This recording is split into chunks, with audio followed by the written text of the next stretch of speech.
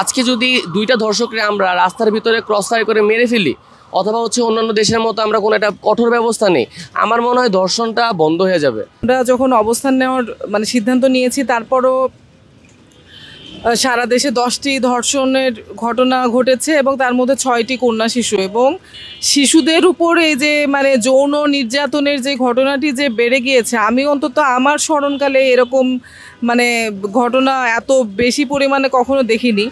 এবং স্বরাষ্ট্র মন্ত্রণালয় কিংবা দেশের সরকার ব্যবস্থা কিংবা আইনশৃঙ্খলা বাহিনী তারা কি পরিমাণে ব্যর্থ তার প্রমাণ বারবার কেন নারীদেরকেই দিতে হবে, কিংবা সব সহিংসতা শিকার কেন নারীরাই হবে, এই প্রশ্নটির উত্তর আসলে তো ঘরে বসে থেকে পাওয়া সম্ভব না। এজন্যই আসলে একরকম বাধ্য হয়ে রাজপথে নেমে আসা। এটা একটা প্রাণকেন্দ্র। এখান থেকে যদি আমরা আপনাদের মাধ্যমে অথবা জনগণের মাধ্যমে এই মেসেজটা সবার কাছে পৌঁছে দিতে পারি, আশা করি আমরা একটা সুষ্ঠু একটা ব্যবস্থা পাবো। আমার একটা প্রশ্ন আছে এই সুশীল সমাজের কাছে, যে এই ধর্ষকরা কি আসলে কি তাদের আত্মীয় স্বজন? তাদের কেন একটা স্টেপ নেওয়া হচ্ছে না? শিক্ষার্থী হিসেবে প্রচণ্ড বিক্ষুব্ধ, এবং যেভাবে মব ক্রিয়েট করে এবং ভিকটিমকে যেরকম একটি তার সামাজিক এবং নিরাপত্তা ঝুঁকিতে ফেলে তার নাম পরিচয় সব কিছু মবের হাতে তুলে দিয়ে শাহবাগ থানা যে কাজটি করেছে, এবং তারপরে সে নিরাপত্তাহীনতায় বাধ্য হয়েছে মামলা প্রত্যাহার করতে। এবং তারপরে বিশ্ববিদ্যালয়ে তো অ্যাটলিস্ট একটা স্বায়ত্তশাসিত প্রতিষ্ঠান, তারও যদি স্বরাষ্ট্র মন্ত্রণালয়ের মতো ধ্বজভঙ্গ অবস্থা হয়, তাহলে এর চেয়ে দুঃখজনক আর কিছু হতে পারে না। আমি এসেছি সাভার থেকে। এখানে আসলে আমরা দেখছি যে মাত্র 3 জন মহিলা আসছি, আর কিছু ভাই আছে আমাদের সাথে। তো আমি মনে করি যে আছিয়ার যে ঘটনা, আছিয়ার এই ঘটনা কোনো নির্দিষ্ট কোনো রাজনৈতিক দল বা নারী কিংবা পুরুষ শুধুমাত্র এককভাবে কারো দায়বদ্ধতা নাই এই ঘটনার প্রতিবাদ জানানোর। এই দায়বদ্ধতা আমাদের বাঙালি জাতি এবং আমাদের বাংলাদেশে যারা আছে সকলের দায়বদ্ধতা।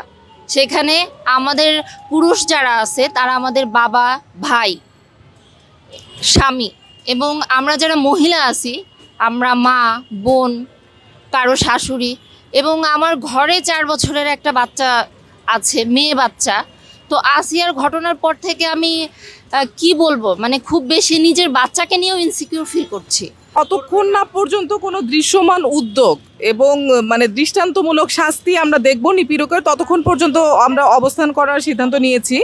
এবং দাবিগুলো হচ্ছে দেশের আইনশৃঙ্খলা পরিস্থিতি অনতিবিলম্বে ঠিক করা এবং সরকারের বাহিনীগুলোকে কঠোরভাবে হুঁশিয়ারি করা, যাতে তারা নারীদের নিরাপত্তা নিশ্চিতে আরও বেশি সোচ্চার হন, এবং নারীদের যে বিভিন্ন রকম যৌন হয়রানি এবং অন্যান্য রকম হেনস্থা সেগুলো যাতে অনতিবিলম্বে বন্ধ করা হয়। আর ধর্ষণের ঘটনাটা হচ্ছে দ্রুততম সময়ের মধ্যে, এবং সেটি যেন অনধিক 3 মাসের মধ্যে এর বিচারিক পুরো তদন্ত এবং বিচারিক প্রক্রিয়াটি নিশ্চিত করা হয়। এবং তারপরে যে পরবর্তীতে হাইকোর্ট কিংবা সুপ্রিম কোর্টে আপিলের যে ব্যাপারটা, এবং তারপরে রাষ্ট্রপতির ক্ষমা প্রার্থনার যে ব্যাপারটা অনেক বেশি সময় সাপেক্ষ। এই মধ্যবর্তীকালীন যে সময়, সে সময়টি যাতে কমিয়ে আনা হয় সেটির ব্যাপারে সেটি আমাদেরকে নিশ্চয়তা দিতে হবে। এবং দেশে নারীর জন্য একটি নিরাপদ পরিবেশ সৃষ্টি করতে হবে। আজকে আমি যে বয়সেরই হই, আমি যেই পেশারই হই, যে প্রতিষ্ঠানেরই হই, কেউই আমরা নিরাপদ বোধ করছি না। কিন্তু এরকম তো হওয়ার কথা ছিল না। গণ অভ্যুত্থানে আমরা সম্মুখ সারিতে দাঁড়িয়েছি, আমরা বুক চিতিয়ে দিয়েছি, আমরা আমাদের ভাইদেরকে রক্ষা করেছি। এখন হচ্ছে আমাদের কে আমার ভাই আর কে আমার ভক্ষক আমি বুঝি না। আমি তো নিরাপদ, আমি নিজের ঘরেও না। এই রাষ্ট্র, এই সমাজ তো আমার নিজের ঘরেও আমাকে নিরাপদ রাখে নাই।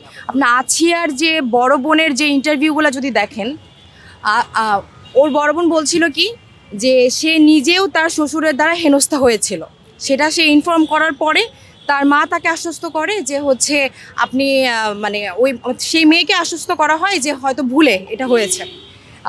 এই ঘটনা যদি এই পর্যায়ে না আসতো, যদি আছিয়ার উপরে যদি এরকম অবস্থা না হতো যে সে মৃত্যুর সাথে পাঞ্জা না লড়তো, তাহলে হয়তো এই ঘটনাটা ধামাচাপা পড়ে যেত।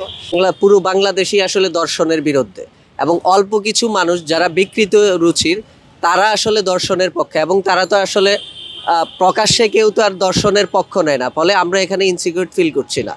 আমরা এখানে যেটা মনে করতেছি যে আমরা অতীতেও দেখেছি যে আগেও আমাদের অনেক বোনেরা, অনেক ভাইয়েরা দর্শনের বিরুদ্ধে নানা ধরনের প্রতিবাদ করে আসছে, অবস্থান করে আসছে, কিন্তু আলটিমেটলি কোনো ফল আমরা কখনোই পাইনি।